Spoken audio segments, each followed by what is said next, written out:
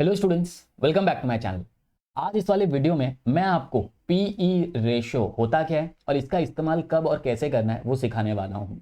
P ratio आपने ज़रूर ये टर्म सुना ही होगा। अगर आप बैफ बीएमएस बीकॉम अगर आपने लिया था तो फाइनेंशियल मैनेजमेंट के अंदर एक बार ज़रूर आपने या तो पी रेशो का नाम सुना होगा या तो पी रेशो कभी कैलकुलेट किया होगा। वैसे मैं आपको बताऊँ तो पीई रेशो इसका इस्तेमाल हम लोग करते हैं जब स्टॉक मार्केट में हमको इन्वेस्टमेंट करना है तब।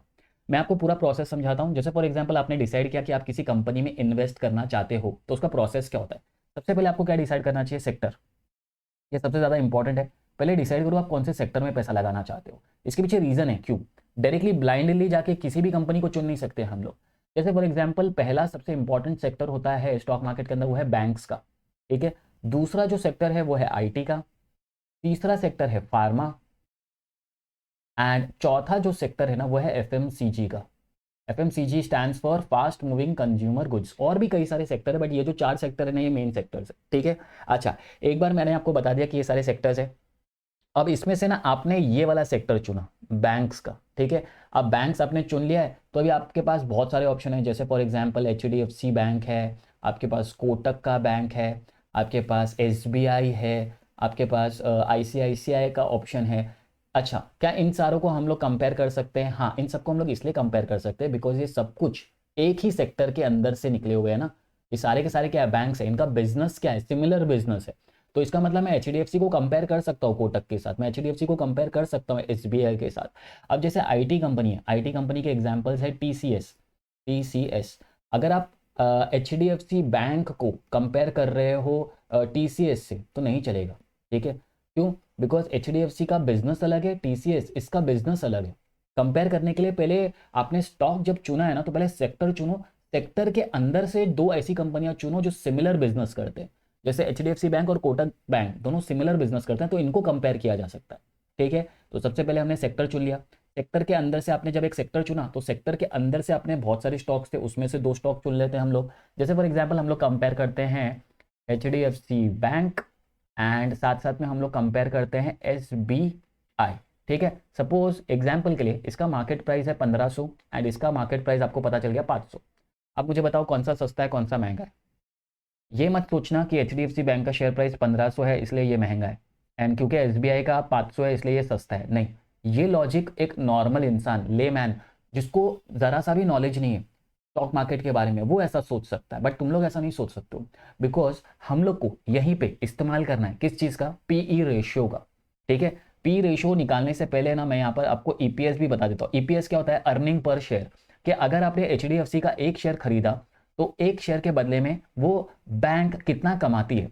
सपोज इसका अर्निंग पर शेयर है 500 और इसका अर्निंग पर शेयर है 100।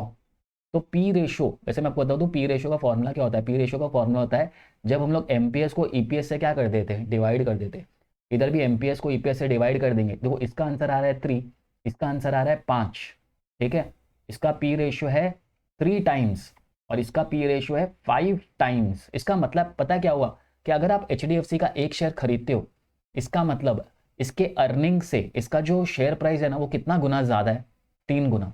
मतलब यहाँ का एक शेयर खरीदा तो मैं कितने गुना ज्यादा दे रहा हूँ, 3 गुना ज्यादा दे रहा हूँ। ठीक है। और अगर मैं एसबीआई खरीदता हूँ तो मैं 5 गुना ज्यादा दे रहा हूँ। ठीक है। ये सोचो इसका शेयर प्राइस ज्यादा है तो इसका अर्निंग्स भी तो ज्यादा है। इसका एक शेयर का अर्निंग्स कितना है, 500। इसका एक शेयर का अर्निंग कितना है, 100। ठीक है। इसीलिए पी रेशियो का इस्तेमाल आता है। अब इसके पी रेशियो है ना हमेशा कम होना चाहिए। ठीक है। देखो इन दोनों में से सस्ता कौन सा है पता है, जिसका पी रेशियो कम है। किसका पी रेशियो कम है, एचडीएफसी बैंक का पी रेशियो कम है। तो इसका मतलब ये वाला सस्ता है एंड एसबीआई ज्यादा महंगा है। इन दोनों को कंपेयर करो तो सपोज मैंने और एक बैंक कंपेयर कर लिया, सपोज कोटक। सपोज कोटक का पी रेशियो 2 आ रहा है। इसका मतलब इन तीनों में से सबसे सस्ता बैंक कौन सा हो जाएगा, कोटक। इररिस्पेक्टिव उसका शेयर प्राइस, उसका शेयर प्राइस अगर 1700 चल रहा है तो भी मैं कोटक ही खरीदूंगा। क्यों? क्योंकि इन तीनों में से सबसे सस्ता बैंक कौन सा है, कोटक बैंक। उसका पीई रेशियो, पी रेशियो क्या बताता है कि अगर आपने एक शेयर खरीदा किसी भी कंपनी का तो उसके अर्निंग से उसका शेयर प्राइस कितना गुना ज्यादा है। मतलब अगर एचडीएफसी बैंक में खरीद रहा हूं तो मैं 3 गुना ज्यादा पैसे दे रहा हूं। अगर मैं एसबीआई खरीदता हूं तो मैं 5 गुना ज्यादा पैसे दे रहा हूं। और अगर कोटक खरीदता हूं तो सिर्फ 2 गुना ज्यादा दे रहा हूं। तो ज्यादा बेटर नहीं है मैं कोटक खरीदूं, सिर्फ 2 गुना ज्यादा मांग रहे हैं मुझसे, है ना। तब पी रेशो का इस्तेमाल होता है। अच्छा, और एक इंपॉर्टेंट चीज, सिर्फ ऐसे ही नहीं चलता है। सपोज है ना आपने सपोज 30-40 बैंक्स को आपने कंपेयर कर लिया, 30 to 40 बैंक्स को कंपेयर कर लिया। कंपेयर करने के बाद आपको सबका पी रेशियो पता चल जाएगा, आपको ये भी पता चल जाएगा कि सबसे सस्ता बैंक कौन सा है, आपने वो भी डिसाइड कर लिया। बट इसके बेसिस पे नहीं, हर जगह ना आपको एक सेक्टर पी भी मिलेगा, ठीक है, सेक्टर पी ई रेशियो, उससे भी आपको कंपेयर करना पड़ेगा, ठीक है। अब आप सोच रहे होंगे कि सर ये सेक्टर पी भी हमको फाइंड करना पड़ेगा क्या? नहीं, बहुत सारे वेबसाइट्स है जहां आपको ये सारे पी रेशियो निकाल कर कैलकुलेट करके दे दिए जाते हैं, आपको सिर्फ डिसीजन लेना है कि कौन सा वाला बैंक आपको चुनना है। बैंक, मैं एग्जांपल ले रहा हूँ, मैं अज्यूम कर रहा हूँ कि आपने बैंकिंग सेक्टर चुना है।